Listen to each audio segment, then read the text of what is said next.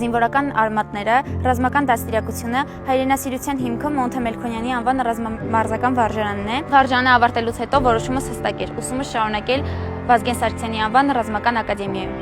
Սոնա Բոթոյան ընկերուհու Գայանե Արզիկյանի հետպաշտպանության նախարարության Վազգեն Սարգսյանի անվան ռազմական ակադեմիայի տարածքում է։ Նրանք ռազմական ուսումնական հաստատության 2026-2027 ուսումնական տարվա դիմորդներից են։ Եկել են քննություն հանձնելու ֆիզիկական պատրաստություն առարկայից։ Աղջիկներն այս տարի են ավարտել Մոնթե Մելքոնյանի անվան ռազմամարզական վարժարանը։ Այդ կրթ օջախը ինձ համար պարզապես վարժարան չէր, այն իմ մեջ ձևավորել է կամքի ուժ,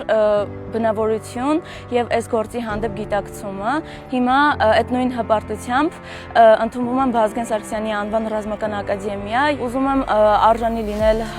հայրենիքի սպայի կոչմանը, ինչպես եւ արժանացա Մոնթեականի կոչմանը։ Վարժանին շատ բան է տվել եւ վստահ եմ ակադեմիան նույնը կտա եւ հետագայում կարող եմ դառնալ հայրենիքի լավագույն հրամանատար։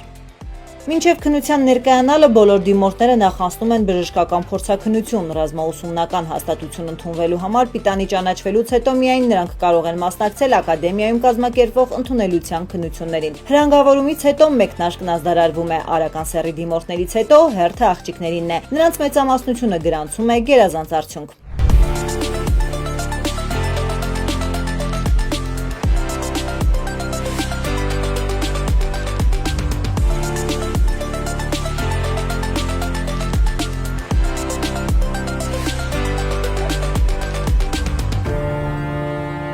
Զինվորական գործի հանդեպ սերս դեռ մանկուց էր, որը սկզբում երազանք էր, հետո հետագայում դարձավ նպատակ։ Այսօր ֆիզկուլտուրայի քննությունն է, մենք արդեն հանձնել ենք ձգումների եւ 100 մետրը։ Շատ լավ արդյունքներ եմ ցուցաբերել, կարելի ասել գերազանց։ Օքսանա Հովհաննիսյանը եւս Մոնթեական է, պատմում է, որ վարժանի գրեթե բոլոր շրջանավարտներն են դիմել ընդունվելու Վազգեն Սարգսյանի անվան ռազմական ակադեմիա։ Մեկը մյուսին աջակցելով ու ոգևորելով կատարում են բոլոր վարժությունները։ Օր երկրորդ դիմորդները ներկայանում են թեստավորման նպատակն է բարձել նրանց գիտելիքների պաշարը, զարգացվածությունն ու հոգեբանական վիճակը։ Ընդունելության քննությունների ավարտից հետո բնականաբար տեղի կունենա մանդատային հանձնաժողովի նիստ, որը կնիքը կտնի այն գործընթացի եւ դիմորդը հստակ կիմանա ընդունվել է թե ոչ, որ ֆակուլտետ է ընդունվել, ինչ մասնագիտությամբ է ընդունվել, դու այն մարդիկ, ովքեր որ ընդունվել են,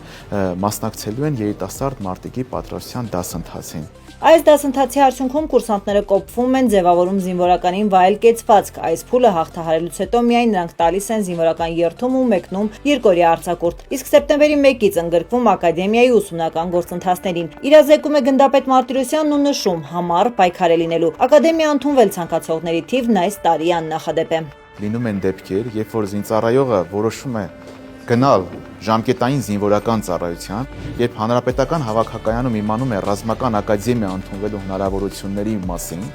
միանգամից փոխում է որոշումը եւ դիմում է ներկայացնում ցանկանալով ընդունվել ռազմական ակադեմիա։ Անվճար բարձրագույն ռազմական կրթություն, կենցաղային գերազանց պայմաններ, ուսումը արտերկրում շարունակելու հնարավորություն, ամսական մինչև 175,000 դրամ կրթաթոշակ ու բժշկական ապահովագրություն։ Ահա այն առավելությունների մի մասը, որի համար դիմորդները նախընտրում են Վազգեն Սարգսյանի անվան ռազմական ակադեմիան։ Սա դեռ ամենը չէ, շրջանավարտ կուրսանտները ստանում են 3 սենյականոց բնակարան ձեռք բերելու հնարավորություն։ Նաև ավարտական քննությունների արդյունքներով համարվում են ատեստավորված։ Սա ենթադրում է, որ սպայի ուսադիր կրելուց հետո 21-22 տարեկան տղաներն ու աղջիկները կարող են ստանալ մինչև 750,000 դրամ աշխատավարձ։